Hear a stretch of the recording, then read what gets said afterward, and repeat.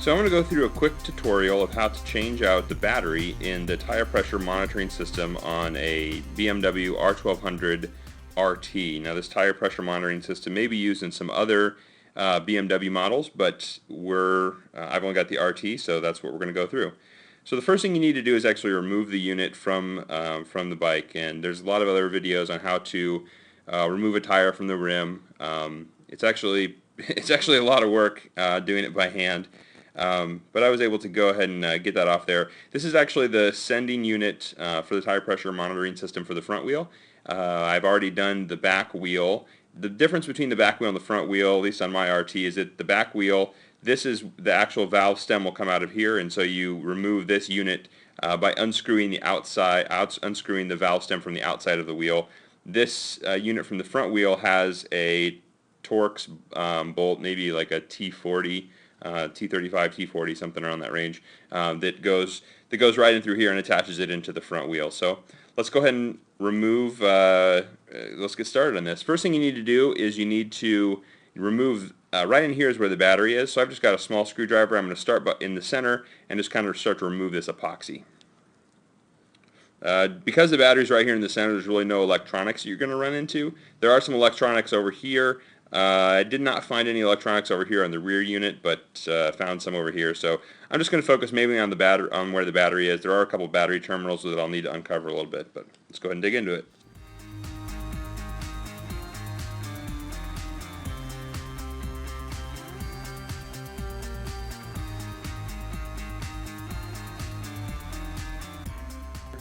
Now the reason I'm doing this is because if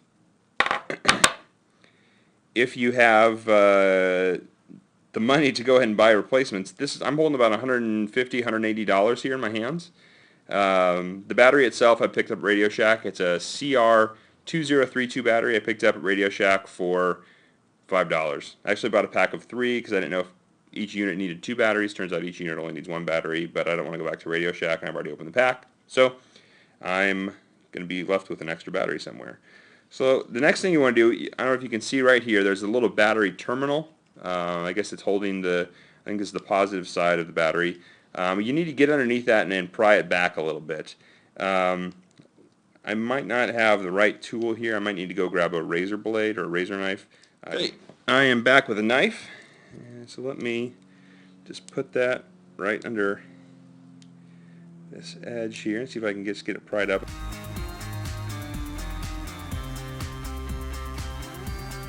Okay, so I've got that little battery terminal free.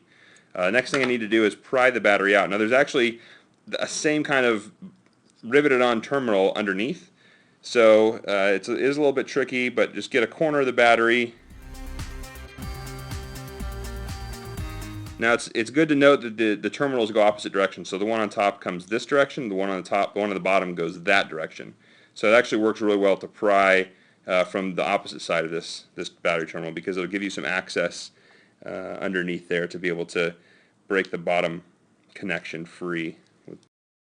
So I've got the battery out. It's a standard CR2032. I'm not sure how well you can see these little nubs under here, but this is where the battery was riveted on or soldered on or something donned into the unit. That's probably what makes these non-replaceable, is because the battery is kind of affixed to the unit. So next thing I'm going to do is I'm just going to clean out, there's a little bit of plastic junk that kind of fell down in here. I'm going to go ahead and see if I can clean that up a little bit. I also want to try to make this battery terminal bend downward. The reason is that when the new battery goes in there, if this is not making contact with the battery, it's not going to work. So I will try to bend that downward a little bit. So see if I can, I'm trying to just bend this down a little bit so that way when the new battery goes in, it's sure to make contact. Alright, that looks pretty good. You can try to solder these if you want, but the solder, in my experience, doesn't stick well on the batteries that I got. I don't know. I tried to scuff up the surface of the batteries a little bit with some sandpaper. Actually, it was one of my wife's nail files, and it didn't seem to work at all. So I'm just not gonna solder this one this time. I'm just gonna put the battery in place, and I'm actually gonna seal this hole back up with some hot glue.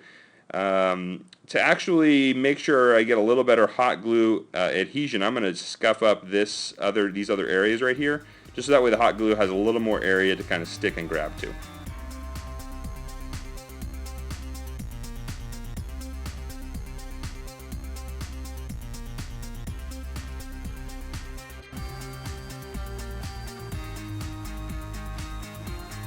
Alright, that's pretty good. Let me go ahead and get the hot glue gun warmed up. Once the hot glue gun is warmed up, I'll go ahead and put the battery back in and just fill this area with hot glue. Okay, I've got my hot glue gun ready to go. The hot glue is hot and melting. I got my new battery. I'm just going to slide that into place. It'll fit down in there. It actually fits nice and snugly. Now this is one of the issues that I was worried about, is this little tab right here is not sitting down very well. In fact, it's almost bending the wrong direction. So I'm going to pop the battery back out.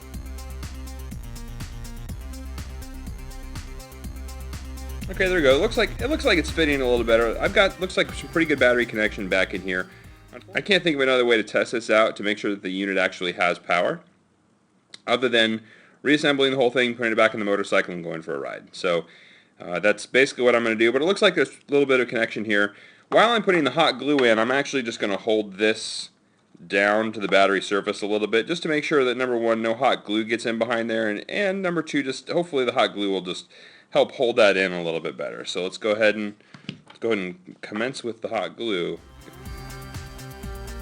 I initially just try to go around the outside of the battery.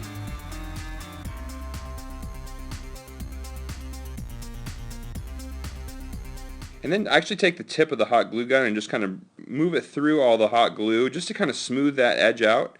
I feel like it also helps push everything down a little bit, makes everything a little more centered, a little more even. Gives it a nice smooth surface, so that way the unit's sure to fit back onto the wheel nicely. And that's actually looking pretty good. Now, I haven't had to try to pull the hot glue back out, but I've got a feeling that it'll come back out pretty easily, just maybe even easier than that black resin came out. But I think hot glue is the way to go on this. It's going to seal up. It's going to be weather tight. By kind of scuffing up the surfaces on the inside, I think it's going to hold pretty well. It's got a lot of little areas to grip onto and adhere to.